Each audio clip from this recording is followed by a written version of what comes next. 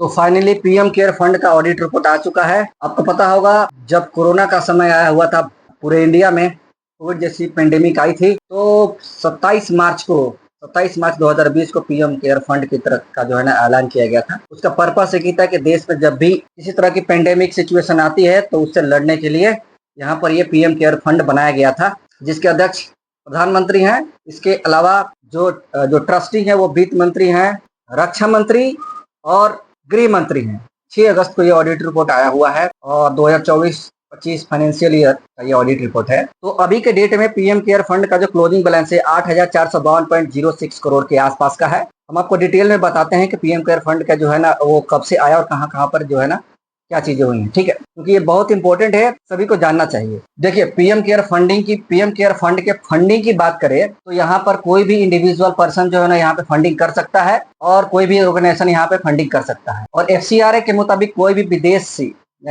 जो है फंडिंग जो है ना इस ट्रस्ट में आराम से कर सकता है, इसमें कोई दिक्कत नहीं। पीएम केयर फंड का जो फंडिंग का पर्पस है, जो अभी आपको मैंने बताया कि देश में किसी तरह की जो है ना पेंडेमिक सिचुएशन आती है उससे लड़ने के लिए ये पीएम केयर फंड बनाया गया था। इस फंड में एक चीज है कि आप इस आरटीआई करके किसी भी चीज का आप इंफॉर्मेशन नहीं ले सकते, यानी आरटीआई आप नहीं कर सकते। कोई भी इंडिविजुअल, भारत का कोई भी आदमी यहाँ पे आरटीआई नहीं कर सकता है। इसमें एक सिक्योरिटी है, ठीक है।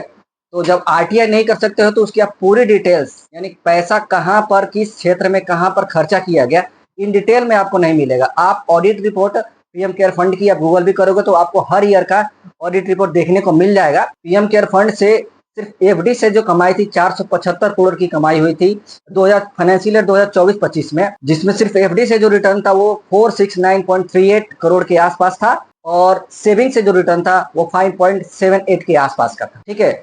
यह डेटा आपको गूगल पे भी मिल जाएगा। तो ये रिटर्न्स थे 2024-25 के। तो सवाल इस बात का है कि जब असम में जैसे कि पेंडेमिक आती है और स्कूलों की जो बात अभी हो रही है, जहाँ पे टूटे फूटे स्कूल, टीचर्स नहीं है, वहां पर पैसा खर्चा क्यों नहीं किया जा रहा है। अभी मैं आपको एक इंटरेस्टिंग चीज बताने वाला हूँ। देखिए जब कोरोना आया था तो पीएम केयर फंड का इस्तेमाल वेंटिलेटर खरीदने में, वैक्सीन खरीदने में और ऑक्सीजन प्लांट लगवाने में किया गया था।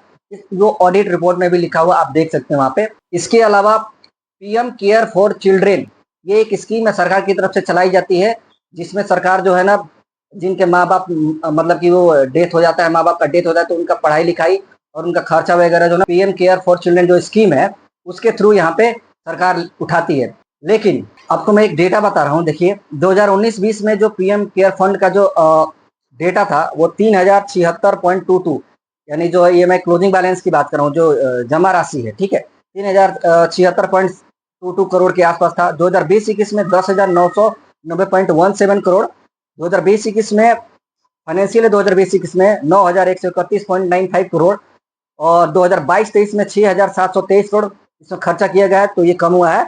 2023-24 में 7,173 करोड़ और 2024-25 में जो आज के डेट में यानी 6 अगस्त को जो ऑडिट हुई है उसमें जो डेटा निकल के आया है वो 8,452.07 करोड़ है। इसमें से सबसे ज्यादा पैसा जो है ना वो एफडी में है और सेविंग में उसके बाद लगाया गया है, ठीक है। तो जो एफडी की गई सरकार की तरफ से 7,846.65 करोड़ के आसपास की एफडी की गई है। तो इस पे जो रिटर्न बन रहा है 7% का रिटर्न जो एफडी की गई है वो बन रहा है 549.25 करोड़ के आसपास, लगभग 550 करोड़ के आसपास का रिटर्न एफडी से आ रहा है सरकार की तरफ से। तो कहने का मतलब ये है कि इसमें से अगर आप 50% स्कूलों में खर्चा करें या फिर पेंडेमिक आती है तो आप उसमें खर्चा कर सकते हैं, क्योंकि ये गरीब लोगों का पैसा है, लोगों ने 1-1 रुपये भी दान दिए तो आप हमारा खुद का पैसा है। और इसमें एक चीज, एक गड़बड़ी है। ऑडिट रिपोर्ट जो आई है, आप फाइनेंशियल हर ईयर का जो ऑडिट आप चेक करेंगे तो उसमें ना प्योर डिटेल्स में नहीं हुआ है, मतलब कि प्योर डिटेल्स में नहीं दिएगा। जैसे उसने स्कीम में दे दिया कि पीएम केयर चिल्ड्रन स्कीम के थ्रू जो है ना इतने पैसे जो है ना खर्चे हुए, लेकिन कहाँ पर कितने किसके कहाँ पे कुछ नहीं खर्चा दिया गया है। ये जो है ये ऑडिट रिपोर्ट है जो कि मेरे हिसाब से जो बिल्कुल सही नहीं है। ऑडिट रिपोर्ट आप मतलब सरकार जो चाहे अपने हिसाब से कर सकती है, क्योंकि इसमें आरटीआई है ही नहीं। हम आरटीआई करके उसमें बिल्कुल जब आरटीआई आप करते हो तो 1-1 रुपए का हिसाब देना पड़ता है सरकार को कि कौन सा रुपया कहाँ पर खर्चा हुआ, किस रैली में खर्चा हुआ, किधर खर्चा हुआ, A to Z। आपके पास 100 रुपये है तो 100 रुपये में से कितने रुपए का क्या सामान आया, नहीं आया, कितना खर्चा, वो इस तरह का रिपोर्ट होता है। लेकिन ये जो पीएम केयर फंड का ऑडिट रिपोर्ट है इसमें आरटीआई आप नहीं कर सकते, इसकी वजह से जो है इसमें बाउंडेशन है। तो सरकार अपने हिसाब से कर सकती है, ठीक है, जो चाहे वो डेटा दिखा सकती है।